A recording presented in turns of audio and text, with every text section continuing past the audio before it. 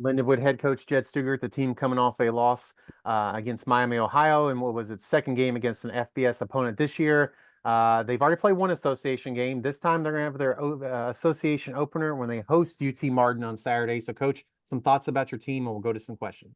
Yeah, excited to be in back to a conference game,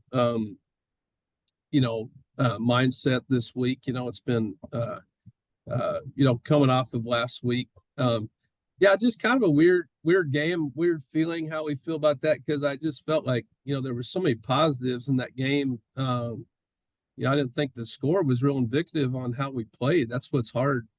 We just couldn't get first downs. We'd stall out. Some of those were self-inflicted where we just didn't, our quarterback's is capable. He'd be the first to tell you just didn't play well, just didn't play great, missed some throws, and that's going to happen. But I'd rather more than that. So Nate was the first guy to kind of say, I've got to play better. And man, their defense, so Miami of Ohio, very stingy defense. I got to give Coach a lot of credit. They are very sound, very strong, and our defense played really well. Had a couple, had a goal line stand, had a stop them on fourth down. I mean, had some really positive things. So as we kind of played 2 FBS games this year. We learned a lot out of them. I think we will benefit from those things that we learned, because I told the team, I've got UT Martin is a very big physical football team. There are going to be lots of similarities this Saturday and what you saw last Saturday, and a team that's very big, very physical, and they play hard. And so we have our hands full this week against a really good team. We had a good battle last year, but that's a different team, so we can't. It's got to be all start fresh this year. And so yeah, I'm challenged. We really challenged our guys to a good week of prep. We got to have a good week of prep, a purposeful practice. Is kind of what we've been talking about, and take again lots of these lessons that we've learned from our past games, and try to apply those. So anyway, with that, I'll take questions. Ben, go ahead with any questions you got for Coach.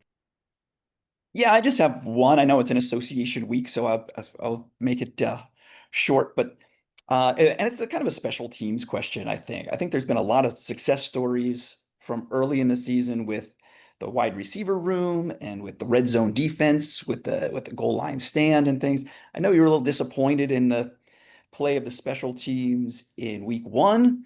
I know a block punt for a touchdown. I think there was a big a fair catch interference call early in that game against Miami. But there has been some successes too. The fumble that was recovered there at Charleston Southern late in that game. Just kind of your assessment of where the special teams unit is at this point, and maybe what you want to see from it as we get deep into conference season.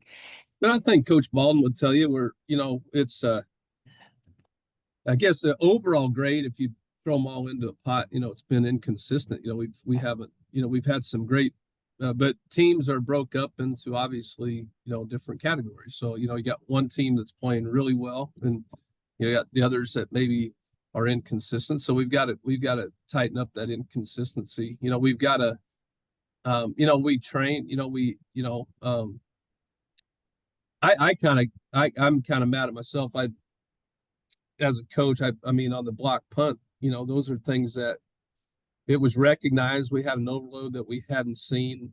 We always practice that you might get one. So even though if they show one thing, we know people can change during the week. So that's not a new thing when we saw, because basically you're just counting people and adding people to account for that. And that was accounted for, but we didn't shift to make that. And I think once we recognize that maybe the moment we didn't feel like they did, I need to take a time out there and say, okay, do we feel good about it? That's something we as a staff learn. Our kids got to adjust, but that's an error on the coach's part, my part. I'll take the heat for that. Is, hey, something didn't look right. We should have got the timeout.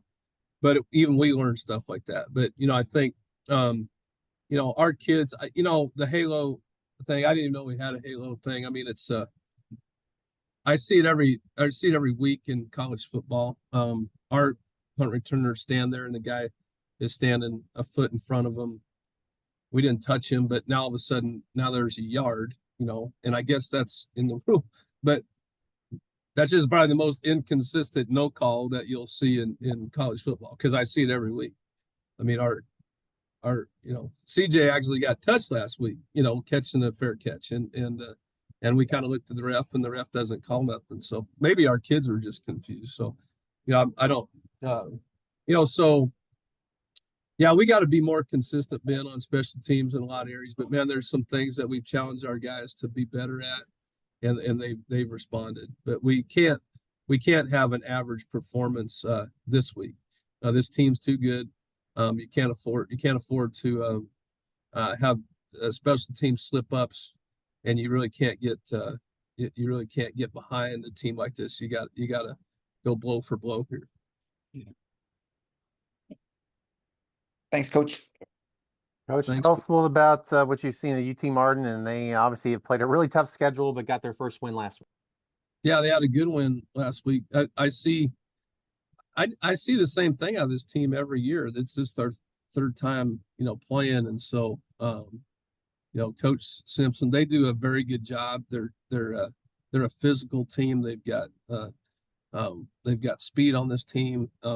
They play, like I said, that's what I kind of look for, is trying to find an identity into a team, and just, okay, this is what we've got to account for. Obviously, we got to find areas that we feel like we can, that we can maybe have some success on, and those are things when you play teams like this where you have a really hard time exposing a lot of things, that just tells you they're well coached. So so we, I think this is a lot more where our team is right now. It's just more about our consistency in preparation and practice and things like that. I think, yes, you have to watch film. We have to prepare for UT Martin. That's what we're doing. But this week, my focus right now is the consistency across the board with our team, because we have, if you're only strong as your weakest link. So, I think that was part of the issue on Saturday. I felt like we could have, played better Saturday. I think we could have scored some points.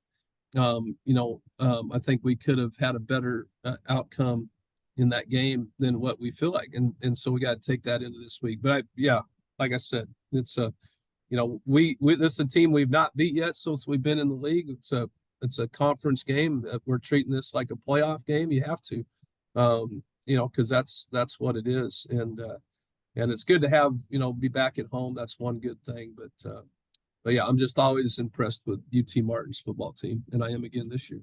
Last question, we'll let you go. How do you compare their quarterback and like Nate and what he does? They both do something with their feet, but I don't know what the other differences are besides, they can kind of beat you both ways. Competitors. I mean, there's some similarities, no doubt. I think that's I think the way a team goes, it's got to start at that position, and I think, so that's what I would say. Both of them is they're just competitors. And if you have to respect, the quarterbacks like this, really comes down to your defensive line has to be really disciplined. You can't give up. You can't let guys get out and move around.